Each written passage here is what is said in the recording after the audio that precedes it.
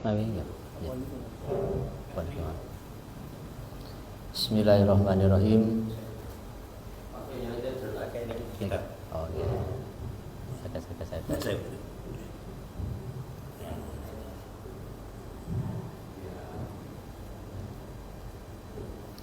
Bismillahirrahmanirrahim. Assalamualaikum warahmatullahi wabarakatuh. Alhamdulillahirabbil alamin. Wassalatu wassalamu ala asyrafil anbiya'i wal mursalin wa ala alihi wa ashabihi ajmain, amma ba'd. Bapak jamaah munadharah Masjid Songgah Hartanan yang saya hormati rahimahullah, alhamdulillah pada sore hari ini kita bisa bertemu, bermuajahah, bersilaturahim ya dalam rangka untuk thalabul ilmi bersama-sama. Yang kedua, salawat dan salam mudah-mudahan senantiasa Allah limpahkan kepada junjungan kita Rasulullah Muhammad SAW. Demikian pula pada para keluarga, para sahabat serta para pengikutnya termasuk kita sampai akhir zaman nanti. Bapak yang saya hormati rahimahullah, yang ketiga, ini saya mohon maaf kalau terlambat karena ini memang betul-betul dari kampus habis uji, jadi minas sobah hatal masa. Tadi dari jam 5 sudah keluar rumah untuk ngisi di Mentari, terus kemudian kuliah dan seterusnya sampai sore hari ini. Jadi belum berhenti. Ya, maka mohon maaf karena juga jalannya semakin ramai, maka salah satu yang bisa kita gunakan untuk alasan tidak bisa cepat. Tadi juga khawatir padahal masih jam 3 lebih tadi dari kampus ya. Jadi tidak bisa cepat. Berikutnya materi yang diberikan ke saya adalah tuntunan sholat tatawu ini Bapak-Bapak. Dan ini saya ambilkan dari Majelis Tarjih dan Tajdid Pimpinan Wilayah Muhammadiyah DI. Nah, sebagaimana kita ketahui, kalau di periode Muktamar 48 ini kan ada ini, kalau di tingkat bawah, di tingkat lebih bawah ini kan mencermati, atau yang kedua kalau nanti ada hal-hal yang perlu diusulkan begitu ke tingkat pusat. Nah, ini yang beberapa waktu yang lalu dalam rangka persiapan Muswil Tarjih, jadi alhamdulillah nanti Muswil Tarjih itu tanggal 8 sampai 9 November bulan depan. Jadi ini gregetnya lebih terasa gitu untuk Majelis Tarjih. Di sini saya kopikan saja ya. Jadi sudah saya cermati, nampak-nampaknya juga tidak terjadi banyak perubahan atau bahkan malah tidak ada perubahan sama sekali gitu. Jadi di sini ada diberikan yang pertama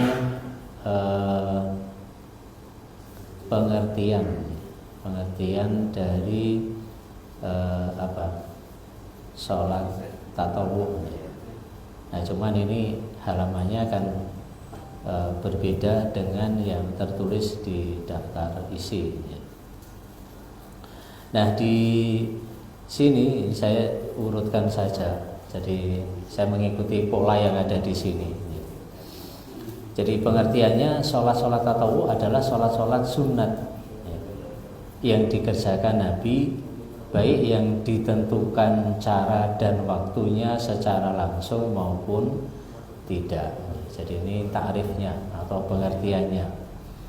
Jadi pengertiannya, sholat tatawu adalah sholat sunat yang dikerjakan Nabi, baik yang ditentukan cara dan waktunya secara langsung maupun tidak. Ini takrifnya. Kemudian berikutnya itu ada dasar pensyariatan sholat tatawu. Nah, ini sudah pada tentu dari hadis, tidak akan saya baca secara keseluruhan. Kemudian juga ada hadis yang kedua. Kalau hadis yang pertama kan panjang ini bapak-bapak. Nanti dipun was biar bagi mau aja. Kemudian yang kedua, nah ini hadis riwayat Tamin Ad-Dari, Tamin Dari. Nah ini kalau mengikuti pola yang tertulis di sini, nah ini juga tidak lengkap hadisnya. Ini yang Tamin Ad-Dari, ini dari Tamin Ad-Dari. Maka di sini disampaikan qala awwalu ma yuhasabu bihil abdu yaumal qiyamati sholatuhu fa in akmalaha kutibat lahu nafilatan fa in lam yakun akmalaha qala Allahu subhanahu wa ta'ala. Meskipun di sini hanya subhanahu. Li malaikatihi unduru hal tajiduna li abdi min tatawwuhin fa akmilu biha ma dhayya min faridatihi thumma tu'khadul a'malu ala hasabi dzalika. Ini artinya Rasulullah bersabda, perbuatan orang yang pertama kali dihisab atau diteliti kelak pada hari kiamat ialah tentang sholatnya. Jadi ini sudah kita ketahui bersama. Maka jika ia telah mengerjakannya dengan sempurna, dicatat baginya sempurna. Jadi kalau sholatnya itu sempurna, maka dicatat sempurna. Maka di sini awwalu ma yuhasabu bihi al-abdu. Nah, yuhasabu ini kan dibuat dalam bentuk fi'il mabni majhul. Di awal dihisab seorang hamba pada hari kiamat, sholatnya adalah sholatnya. Wa in akmalha, bila telah sempurna maka dikutibat lahu. Artinya ya dianggap sempurna. Maka di sini jika ia telah mengerjakannya dengan sempurna, dicatat baginya sempurna. Kutibat lahu. Jadi ini kutibat lahu. Kemudian tetapi jika ia tidak mengerjakannya, ya, fa illam yakun, ya, jadi kalau tidak mengerjakannya maka di sini ya, tetapi jika ia tidak mengerjakannya dengan sempurna, maka Allah akan berfirman kepada para malaikat. Ya, di sini disampaikan kalau Allahu subhanahu li malaikatihi. Ya, maka Allah berfirman kepada para malaikatnya, unzuru, ya, perhatikan bisa juga, atau lihatlah juga bisa, kalau ini diterjemahkan seperti itu, atau bisa juga periksa, itu juga bisa. Nadhara yang dulu itu melihat tapi dengan teliti begitu. Jadi secara umum seperti itu. Maka Allah berfirman kepada para malaikatnya, periksalah apakah kamu mendapati amalan sholat-sholat sunat bagi hambaku. Kemudian di sini ada tanda dua kurung, ya. Jika ada maka cukupkanlah kekurangan sholat fardu dengannya, yaitu amalan sholat-sholat sunat. Lalu diperhitungkan segala macam perbuatan semacam itu. Jadi di sini tsumma tu'khadul a'malu ala hasabi dzalika. Kemudian diambilkan dari amalan-amalan sunat tadi itu ala hasabi dzalika, untuk mencukupkannya. Kalau bahasa yang agak luas, ala hasabi dzalika, untuk mencukupkannya. Jadi Bapak-bapak yang saya hormati rahimakumullah, kemudian hadis berikut itu adalah hadis dari Abu Hurairah.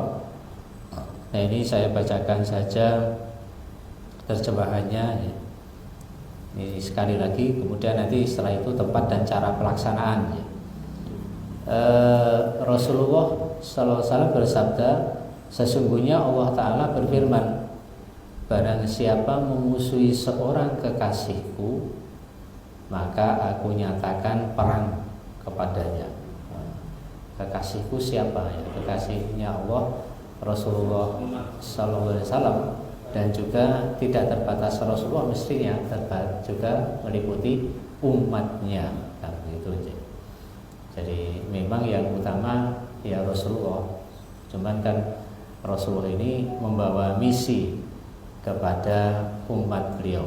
Nah, umatnya ini juga insya Allah akan bisa menjadi kekasih Allah juga. Dan tiada sesuatu yang lebih aku sukai bagi hambaku untuk mendekatkan diri kepadaku lebih daripada hal yang aku wajibkan padanya. Sekali lagi, tiada sesuatu yang lebih aku sukai bagi hambaku untuk mendekatkan diri kepadaku lebih daripada hal yang aku wajibkan padanya. Dan hambaku yang selalu mendekatkan diri kepadaku dengan segala perbuatan sunat, pasti aku menyayanginya. Nah ini. Dan hambaku yang selalu mendekatkan diri kepadaku dengan segala perbuatan sunat, pasti aku menyayanginya. Apabila aku sayangi dia, aku jadi pendengarnya untuk mendengar. Jadi ini kan tidak hanya kepada Rasulullah, tadi saya sampaikan ya termasuk kepada kita. Dia akan diarahkan oleh Allah. Sekali lagi, maka apabila aku sayangi ya, aku sayangi dia, aku jadi pendengarnya atau jadi pendengarannya untuk mendengar, jadi penglihatannya untuk melihat, jadi tangannya untuk mengerjakan sesuatu, dan jadi kakinya untuk berjalan. Dan kalau dia mohon kepadaku, akan kuberikan dia. Dan kalau ia berlindung kepadaku, pasti aku melindunginya. Luar biasa hasilnya. Jadi ini salah satu khasiat dari kita melaksanakan sholat tatawwu. Nah di sini kalau kita cermati dari segi bahasa kan juga sama ya. Jadi wa ma yazalu abdi yataqarrabu ilayya bin nawafil hatta uhibbahu fa idza ahbabtuhu kuntu sam'ahu. Jadi di sini kemudian alladzi yasma'u bihi wa basaruhu alladzi yubsiru bihi. Jadi ini yang luar biasa. Jadi akan senantiasa diarahkan oleh Allah. Ya, Bapak yang saya hormati rahimakumullah. Kemudian yang bagian C, tempat dan cara pelaksanaan. Pelaksanaan sholat-sholat sunat pada prinsipnya sama dengan sholat-sholat fardu. Ya, sudah barang tentu diawali dengan bersuci. Ya, kalau di sini bahasanya dengan wudu. Ya, nanti bisa dengan wudu, dengan tayamum bagi mereka yang tidak bisa berwudu tapi masih menghendaki untuk melaksanakan sholat sunat. Ya. Kemudian di sini ada dalilnya, di bawahnya itu ya Allah. Bentar. Di bawahnya ada dalil yang disampaikan. Ya. Jadi untuk dalilnya ini Rasulullah bersabda kunci sholat adalah bersuci. Maka di sini juga miftahus sholati at-tuhuru, wa tahrimuha at-takbiru, wa tahliluha at-taslimu. Jadi Rasulullah bersabda kunci sholat adalah bersuci, permulaannya takbir dan mengakhirinya dengan salam. wa tahliluha, menghalalkan halayahu. Jadi ini menghalalkannya dengan salam, artinya mengakhirinya dengan salam. Nah inilah nanti kalau kita mempelajari baik itu teks dari Al-Quran maupun Al-Hadis, memang satu kata itu bisa diartikan lebih dari satu kata dari bahasa Arab itu bisa diartikan lebih dari satu kata dalam bahasa Indonesia. Ya Bapak-bapak yang saya hormati rahimahullah. Kemudian juga ada riwayat hadis Ibnu Umar. Di sini disampaikan Rasulullah sallallahu alaihi wasallam yaqulu la tuqbalu salatun bi ghairi tuhurin wala sadaqatun min hululin. Sesungguhnya aku pernah mendengar Rasulullah bersabda, tidak akan diterima sholat tanpa bersuci atau berwudu, dan tidak akan diterima sedekah dari hasil rampasan, min hulul, sedekah dari hasil rampasan. Boleh dikerjakan sambil duduk. Nah, ini cara mengerjakannya. Jadi kan sebabnya di atas tadi adalah tempat dan cara pelaksanaan. Nah, ini cara pelaksanaannya. Jadi cara pelaksanaannya boleh dikerjakan sambil duduk maupun berdiri, atau sebagian dengan duduk dan sebagian dengan berdiri. Memang di sini dinyatakan, namun lebih utama dikerjakan sambil berdiri. Jadi kalau misalnya terlalu capek, kalau misalnya sami kesel sangat, tapi kita pengen tetap nindakaken ba'diyah isya umpaminipun, dan menika saged kita tindakaken kanthi lenggah utawi sepalih jumeneng sepalih lenggah, atau sepalih jumeneng sepalih lenggah menika atosipun rakaat pertama itu dengan berdiri, kemudian rakaat kedua dengan duduk, asal nanti duduknya tidak sambil tidur.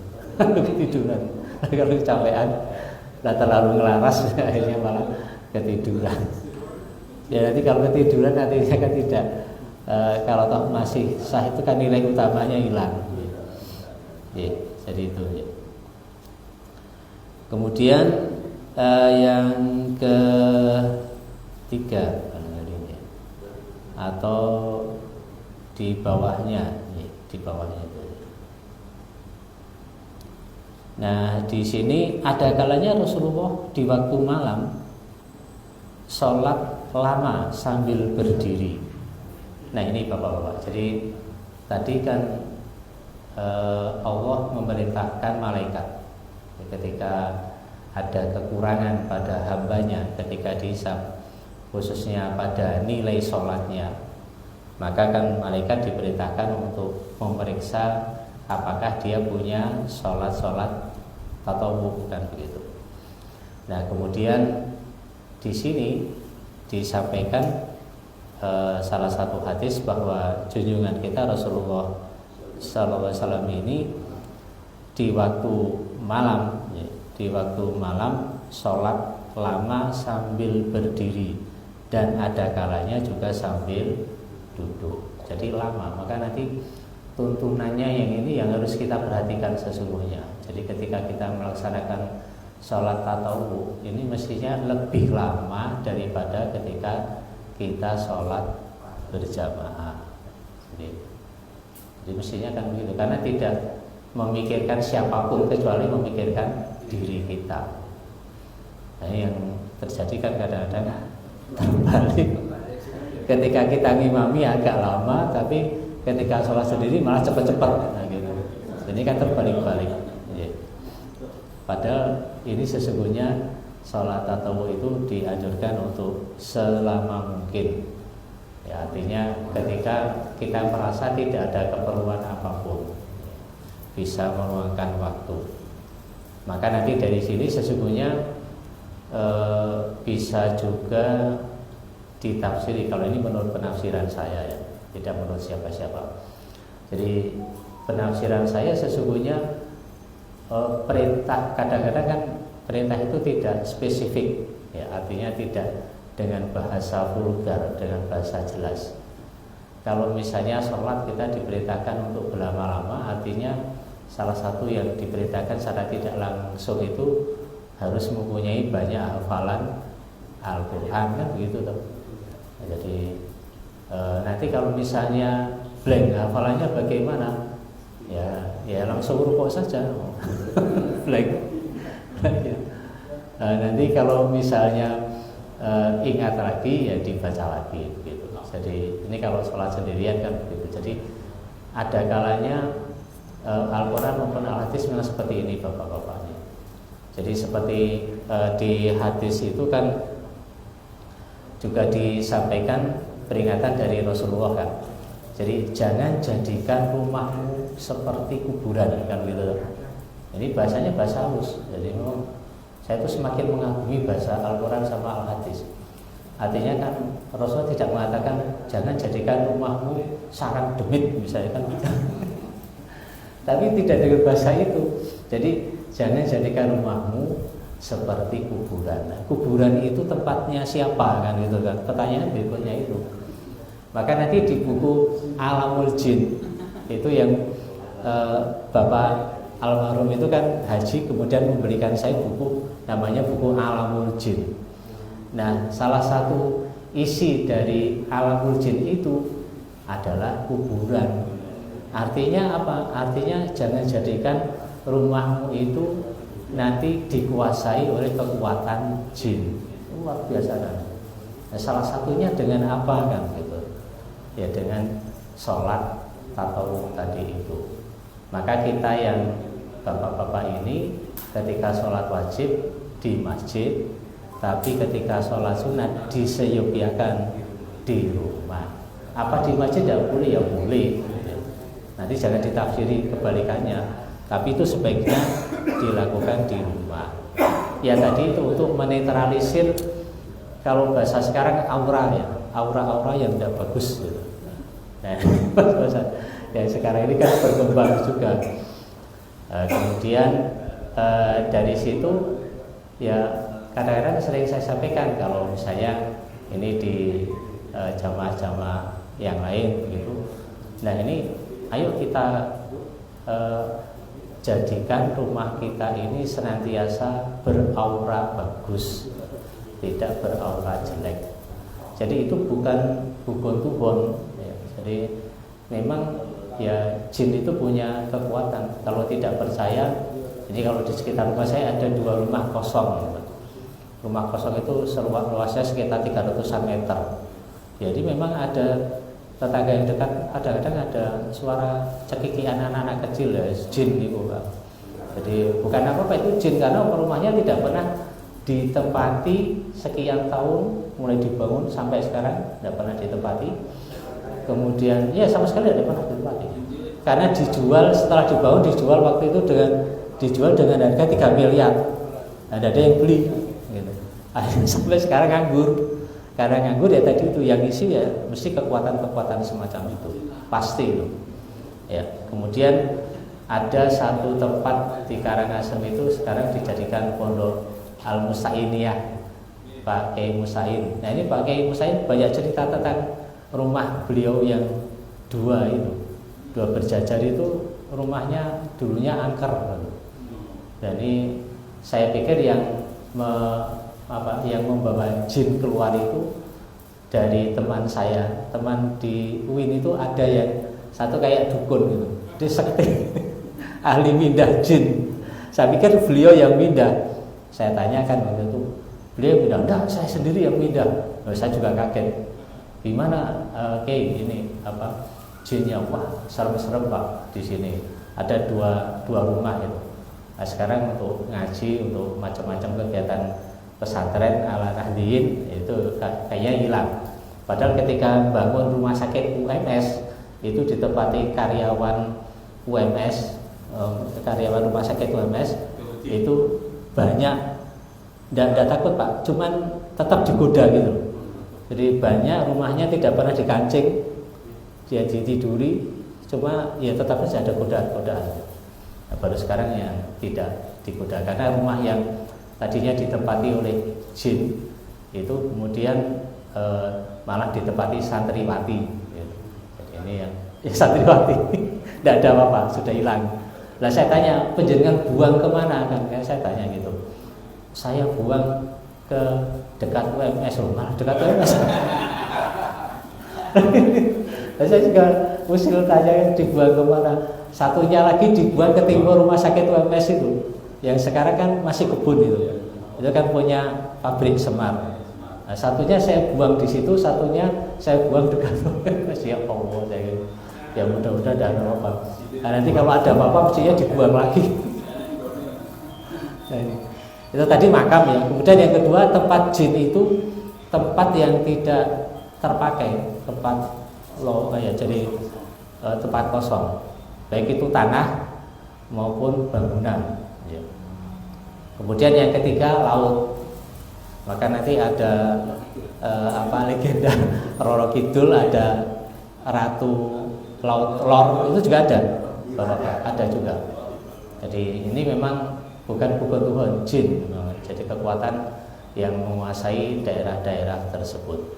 Ya, jadi junjungan kita ini memang luar biasa. Kadang kalau bahasanya halus itu kita tidak mudeng-mudeng gitu. Jadi misalnya kalau jangan jadikan rumahmu nanti dihuni hantu, gitu kan jelas ya. Itu hantu itu apa gitu kan, itu tidak begitu bahasanya. Jangan jadikan rumahmu bagaikan kuburan. Harus ada tanya berikutnya, kuburan itu tempatnya siapa kan gitu. Maka kalau makam itu tempatnya jin ya wajar kalau misalnya kita malam-malam sendiri jam 12 tadinya tidak mikir apa-apa atau tidak tahu malam ketika tiba-tiba berdiri baik kuburan, itu kan ada juga. Nah, itu karena ya ada kekuatan itu tadi, bukan apa-apa. Jadi ini yang terkait dengan sholat tatawwu ya. Sudah disampaikan. Kemudian ada juga tentang ini Bapak-bapak, hadis Imran bin Husain ya. Aku pernah bertanya kepada Rasulullah tentang orang sholat tatawwu sambil duduk. Jawab Nabi, kalau dia sholat sambil berdiri itu lebih utama ya. Dan siapa yang sholat sambil duduk mendapat pahala separuh atau pahala orang yang sholat dengan berdiri. Dan siapa yang sholat sambil berbaring mendapat separuh pahala orang yang sholat sambil duduk, seperempat. Jadi ini saking murahnya Allah, luar biasa ya. Jadi ya sesuai dengan kemampuan dan kekuatan kita. Jadi selama kita masih kuat ya, untuk kita maksimalkan. Berarti kan perintahnya itu ya. Maksimalkanlah dalam beribadah, meskipun tidak ada kata-kata seperti itu di sini ya. Kemudian berikutnya, saya pernah melihat Rasulullah, beliau sedang berada di atas kendaraan atau untanya. Nah, beliau memberi isyarat dengan kepalanya dalam rukuk dan sujudnya ke arah manapun unta menghadap. Dan beliau tidak pernah melakukan hal itu di dalam sholat fardu. Jadi ini satu versi tentang tentang sholat di atas kendaraan. Ini yaitu sholat tatawwu. Nah, nanti kalau misalnya terkait dengan bagaimana kalau sholat wajib misalnya. Nah, kalau sholat wajib, maka nanti ya ke kaidah yang bisa lebih meringankan atau memudahkan. Nah, salah satunya kalau mengikuti YouTube itu kan perjalanan dari Surabaya ke mana, ke Papua ya. Itu kalau naik kapal kurang lebih 8 hari. Nah, di situ ada kapal sudah lengkap, masjidnya barangkali lebih besar dari masjid kita ini. Nah, ini sholatnya meskipun awalnya mungkin sudah diarahkan ya, sudah mengarah ke kiblat, tapi kapal itu kan juga tidak lurus begitu saja tuh. Jadi pasti juga ada belokan-belokannya. Maka ketika ditanyakan misalnya bagaimana ketika pelaksanaan sholat wajib, misalnya sholat Jumat, meskipun boleh tidak Jumatan misalnya, tapi karena di situ sudah ada masjid misalnya. Nah, sesuai dengan jalannya kapal ya insya Allah tidak apa-apa.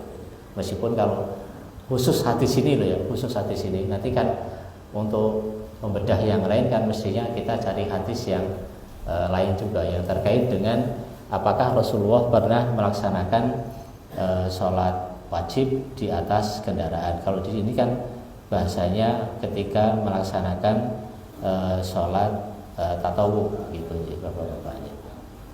Oke, bapak yang saya hormati rahimakumullah. Kemudian berikutnya dapat dikerjakan di masjid atau musola, ya, sholat tatawuf. Namun lebih utama di rumah. Namanya lebih utama berarti ada kelas-kelas loh ini ya. Kalau di angkutan itu ada kelas VVIP, VIP dan itu. Ini kira-kira seperti itu. Ini untuk menggampangkan ekonomi. Kalau di bawah ekonomi di sini tidak ada ya. Nah ini ya kita mestinya memilih yang VIP saja yang itu. Jadi meskipun ya tidak apa-apa sih pilih yang lain gitu ya. Jadi kalau di sini kan dinyatakan dapat dikerjakan di masjid atau musola, namun lebih utama di rumah. Ya. Nah di sini Nabi SAW bersabda, sholatlah kamu sekalian di rumah-rumahmu. Ya. Sesungguhnya seutama-utamanya. Nah di sini menggunakan menggunakan afdol ya, afdol kan seutama atau paling utama. Jadi sesungguhnya seutamanya sholat ialah sholat di rumahnya kecuali sholat fardu. Seutama. Jadi ya. Dan ini jangan sampai nanti misalnya karena rumah kita besar itu juga tidak diratakan. Kalau menurut ini pemahaman saya sendiri. Jadi Nabi kan menetapkan untuk sholat di rumah. Maka misalnya rumahnya besar, jangan sampai nanti ada 1-2 kamar atau satu bagian dari rumah itu yang sama sekali tidak pernah kita jamah, kita masuki. Jadi sebisa mungkin ya diratakan untuk sholat sunat agar auranya itu juga merata. Meskipun mungkin pokoknya yang penting satu rumah kan sudah merata. Tapi kalau ada satu tempat yang tidak pernah kita kunjungi, itu nanti yang mengunjungi ya makhluk yang lain itu jin. Ya. Jadi bukan apa-apa itu jin ya sesungguhnya ya. Jin itu kan seperti kita. Kalau sudah enak nyaman ada orang lain datang kan dia tidak suka, maka dia bikin ulah. Ya. Lah ulahnya apa kan gitu, macam-macam. Misalnya meja ini bergerak ke situ sendiri itu kan ulah itu. Ya kita kan jadi takut misalnya, wih mejanya kok ubah diri. Nah, itu saja sesungguhnya. Jadi untuk melawannya ya memang perlu perjuangan. Apalagi kalau sudah mapan di situ, sulit. Jadi harus ada orang yang mempunyai kepintaran tertentu. Nah ini kalau saya lihat di YouTube itu di beberapa biasanya rumah sakit itu cepat sekali itu Bapak. Rumah sakit itu kalau misalnya tidak dipakai sekian bulan kosong itu sudah cepat sekali itu nanti reaksi dari makhluk-makhluk yang ada di sekitar. Nah ini pernah ditayangkan itu kursi roda itu jalan sendiri itu di YouTube itu jalan sendiri itu karena rumah sakitnya sudah sangat tua. Kemudian tidak pernah dipakai lagi dan seterusnya. Bahkan pernah juga ada pasien yang merasa dirawat di rumah sakit itu, padahal rumah sakit itu sudah tidak berfungsi. Lalu terus yang merawat saya siapa? Wah ini kau. Ya Allah ya Rabbi, ini ternyata memang banyak misteri ya. Jadi yang sesungguhnya yang selama ini barangkali tidak kita percayai. Kalau kita ke hadis tadi ya ke kitab Alamul Jin ini. Mestinya ya percaya itu memang jin itu semakhluk dengan kita. Dan kalau nanti ke Mekah, cuman kemarin ketika saya haji maupun umroh itu tidak sempat ke Masjid Al Jin. Itu kan ada Pak ya. Masjid Al-Jin itu bisa kita akses dari YouTube. Nah, ini Masjid Al-Jin di Mekah ini ternyata tempat mengislamkan, tempat Rasulullah mengislamkan para jin. Nah, di situ juga pernah kejadian orang sholat merasa ada makmumnya, assalamualaikum, ya ada orang. Namanya Masjid Al-Jin. Sampai sekarang masih ada, bagus itu masjidnya. Cuman ketika umroh maupun haji itu saya tidak kepikiran dan juga belum tahu. Tahunya malah lewat YouTube. Jadi ketika melihat di YouTube itu, masya Allah, seperti ini tuh Masjid Al-Jin itu. Ya, jadi ada di Makkah tempat Rasulullah mengislamkan para jin. Jadi junjungan kita ini luar biasanya. Jadi di samping bisa berkomunikasi dengan makhluk sesama manusia, beliau juga bisa komunikasi dengan malaikat, luar biasa tuh. Dengan jin, dengan para rasul yang sudah meninggal. Jadi ketika peristiwa Mi'raj itu, kalau saya lihat YouTube, tapi ini harus dikonfirmasi juga. Misalnya ada ruangan khusus di Masjidil Aqsa di bagian bawah. Itu konon dikisahkan bahwa junjungan kita sebelum Mi'raj itu menjadi imam sholat para rasul dan para nabi sebelumnya. Pertanyaannya, para rasul, para nabi kan sudah meninggal, kan begitu ya. Bagaimana kok bisa komunikasi dan bisa sholat? Wallahu alam ini.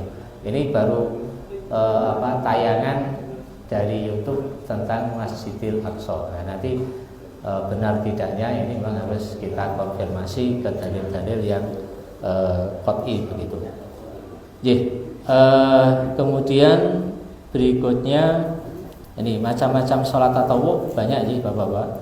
Jadi bisa sholat tahiyatul masjid, sholat sesudah wudu, kemudian sholat rawatib, qobliyah subuh, qobliyah zuhur, nah ini ba'diyah zuhur, kemudian pada qobliyah zuhur atau di sini pada hari Jumat, ba'diyah Jumat, qobliyah asar, kemudian qobliyah maghrib, ba'diyah maghrib, ba'diyah isya, kemudian sholat malam, sholat duha, sholat safar, sholat istikharah, kemudian sholat idain, sholat khusufain, dan sholat istisqa.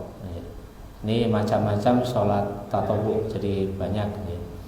Jadi setelah wudu ini juga dituntunkan untuk sholat sesudah wudu. Ini ringan ya, tanpa surat bisa ya. Jadi hanya Fatihah ya. Kemudian sholat tahiyat ya, tahiyatul masjid. Nah, ini kalau masih sempat untuk sholat tahiyatul masjid, sholat tahiyatul masjid. Tapi kalau misalnya kita sholat tahiyatul masjid baru 1 rakaat, Allahu Akbar, ya sudah, batali saja. Jadi jangan sampai diteruskan sampai tuntas ya. Jadi itu memang tuntunannya seperti itu ya. Ya Bapak yang saya hormati rahimakumullah. Kemudian di bawahnya itu rinciannya ya. Rincian dari macam-macam sholat tatawwu tadi ya Bapak-bapak ya. Jadi di bawahnya itu rincian, kemudian dalilnya dan seterusnya. Jadi nanti barangkali bisa yang Pak Kaputer baca sendiri. Ini jamnya sudah jam berapa ini? 5 kurang 10 ya. Jadi nanti untuk dialog saja. Jadi kalau ada jadi barangkali saya cukupkan sampai di sini karena ini berikutnya ini keterangan masing-masing sholat tadi. Jadi sholat misalnya ba'da wudu, sholat tahiyatul masjid dan seterusnya, keterangan di bawahnya itu hanya berupa keterangan atau rinciannya. Tapi masing-masing atau macam-macam sholat tatawwu, nah ini sudah saya sampaikan ya. Jadi ini macamnya memang banyak sekali. Jadi ada sholat tahiyatul masjid, kemudian juga sholat sholatul lail, qiyamul lail, sholat sepertiga malam terakhir dan seterusnya. Jadi ini yang disampaikan di sini Kemudian di bawahnya itu rincian dari masing-masingnya. Nah, rinciannya itulah yang pada sore hari ini tidak saya sampaikan sih Bapak-bapak. Nanti nyun sewu panjenengan waos piyambak. Jadi barangkali itu yang bisa saya sampaikan. Mudah-mudahan yang sedikit ini ada manfaatnya, dan kalau ada tanggapan saya bisa jawab ya saya jawab, kalau belum ya nanti belum ditindak. Ya, katakan. Terima kasih.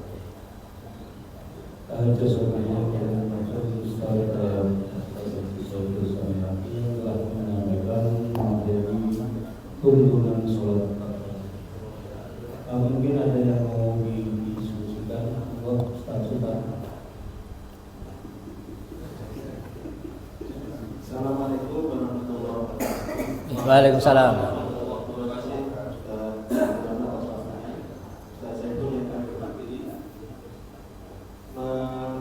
Garis bawahi apa yang sudah disampaikan di khususnya di halaman 3 dan 4 berkaitan dengan hadis riwayat Abu Hurairah berkaitan dengan fadilah sholat sunnah.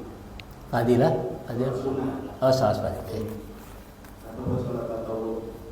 Di situ dijelaskan karena begitu dahsyatnya fadilah sholat tatawuf sehingga aku bisa menjadi barangkarannya untuk melangkah melalui kakinya dan seterusnya itu. Intinya bahwa seakan-akan tabir antara pencipta sama makhluk itu tebal tipisnya tidak bisa dihindari karena saking fadilahnya sholat sunnah. Apakah kemudian hal ini mengarah pada semacam, kalau di kultur NU itu ada semacam status sosial wali ataupun aulia, sehingga kalau kita dengar cerita-cerita Syekh Khalid Badalah dan seterusnya itu saking punya keistimewaan khusus. Apakah sesungguhnya makom tertinggi dari as-sholatul dzikri, sholatul ingat itu apa sudah masuk level ma'rifatullah, sehingga seseorang yang sudah sangat bersih hatinya kemudian seakan-akan mengerti saul ini arah. Yang ngerti sebenarnya saya sangat kurang masuk juga saya di bawah dia. Itu banyak. Lalu yang kedua berkaitan dengan begitu lamanya Rasulullah berdiri dan begitu panjangnya pada Rasulullah dalam sholat. Ini kalau kita konfirmasi ke HBD, ini menurut saya masih sangat sederhana, karena bacaan setelah Al-Fatihah adalah Faqra'u ma tayassara minal Qur'an. Bacaan yang dari Al-Quran. Beliau dari internal masjid untuk mencoba mengonfirmasi pada tingkatan HBD yang lebih tinggi nanti, karena di sana sudah banyak diakomodasi tentang di tanawul yang banyak bacaan salah, kemudian basmalah dan seterusnya, supaya nanti kemampuan roja, kemampuan kita itu relatif meningkat. Kalau tidak salah di Bukhari dan Al-Madinah Arba'ah itu Rasulullah memilah baca setelah Fatihah itu ada tiwalul fasol, ausatul fasol, sama kisarul fasol. Jadi yang syukur di 100 ayat, kemudian nur dan asar tentang 60 sampai 100 ayat, dan maghrib dan isya kurang dari 10 ayat. Kan Ustaz yang perlu kami perjuangkan. Lalu terakhir tentang jin Ustaz. Nah ini kalau tidak salah kami pernah membaca di Akidah Islam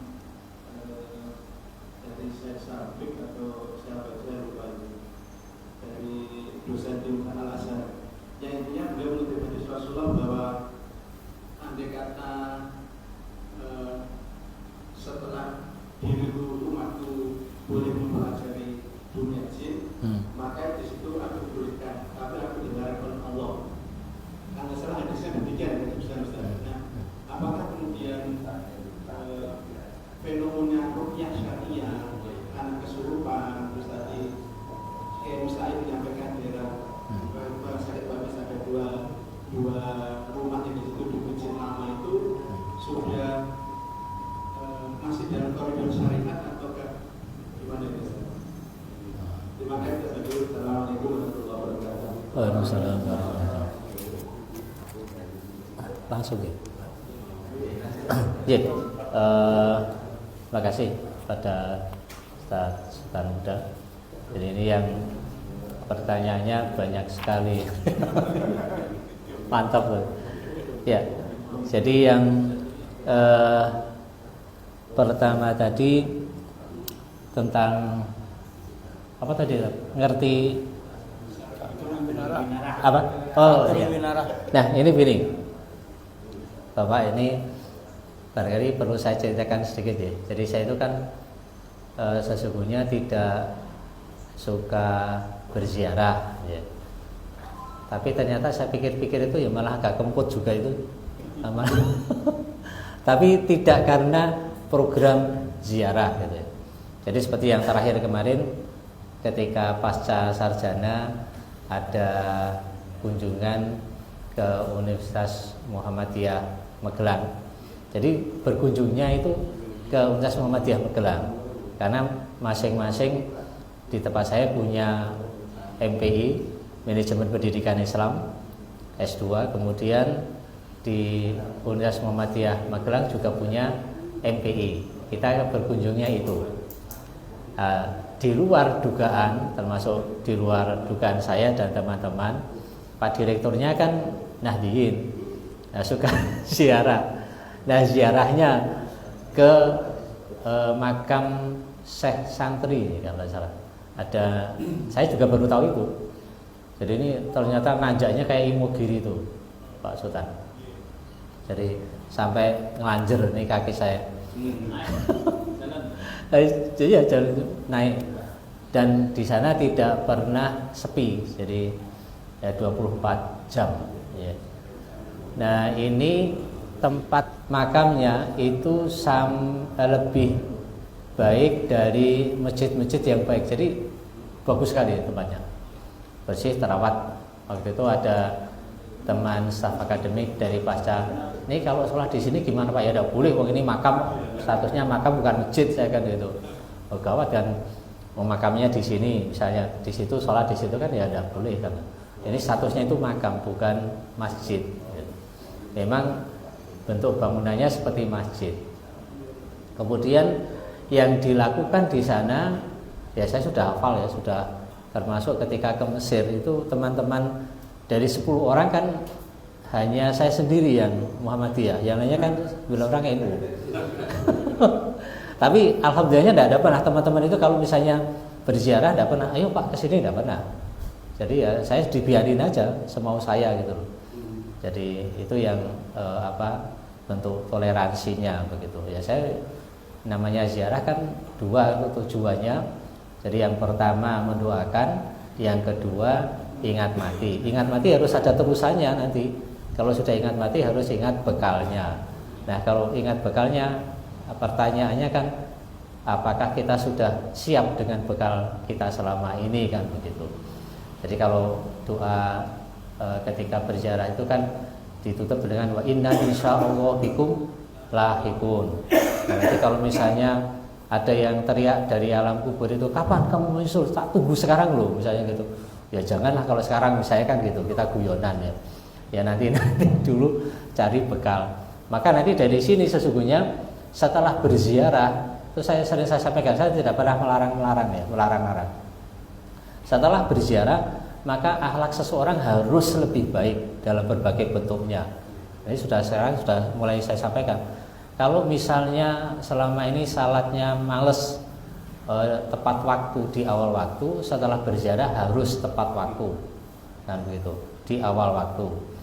Kemudian kalau selama ini misalnya kalau itu suami ke istri terlalu pelit, misalnya terlalu galak, nah ini setelah berziarah kan ingat bekalnya, atau saya ini kelakuan ke istri kok seperti ini ya, mestinya diubah atau sebaliknya kan, dan seterusnya. Jadi harus ada perubahan. Kalau tidak ada perubahan, bagaimana ziarahnya gagal, saya katakan gitu. Nah, kalau tujuannya dua, ya paling doanya itu mudah-mudahan dikabulkan Allah kan gitu.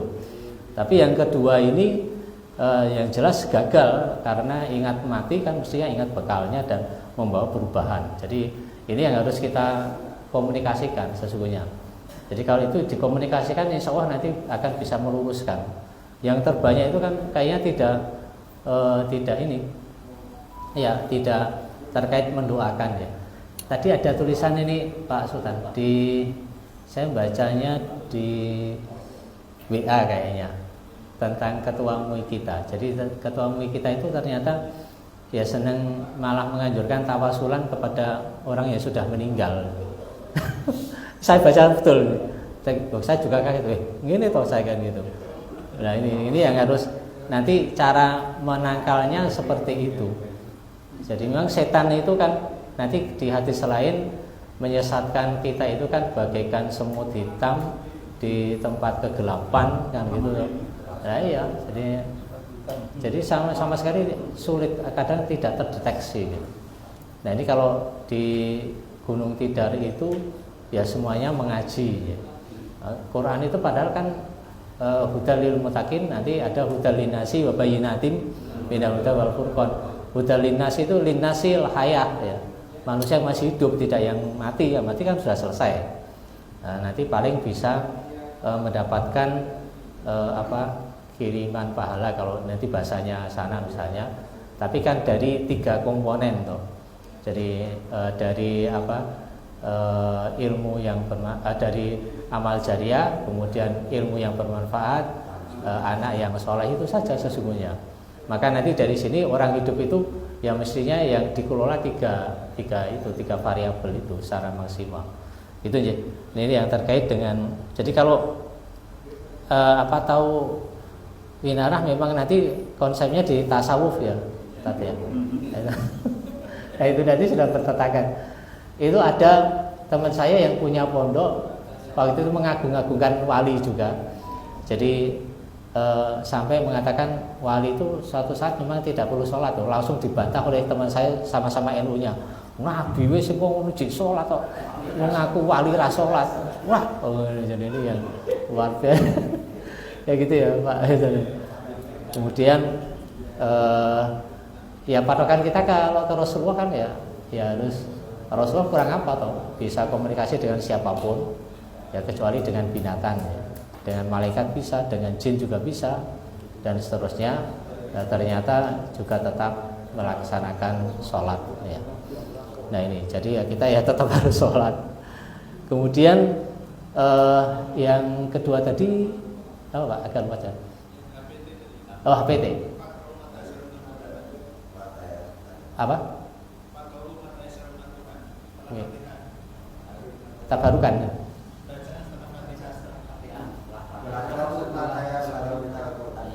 Gimana kan?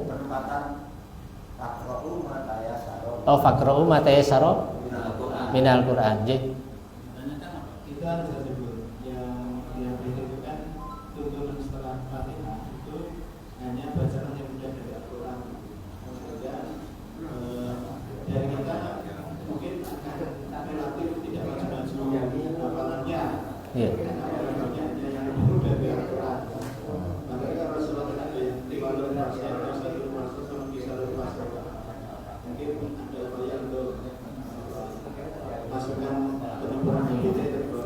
Tapi tidak terkait dengan yang faqra'u ma tayassara tadi? Tidak. Kalau itu ya berarti ya yang minimal bacanya di Jadi kalau Rasulullah tadi kan beliau lakukan 100 ayat subuh, 2 dan asar 60 ayat, tapi belanja kurang dari 2 ayat. Oh iya. Iya. Jadi nanti kalau ke kaidah secara umum ya, ini kaidah secara umum ya. Itu kan sebagaimana yang dicontohkan Rasul ya.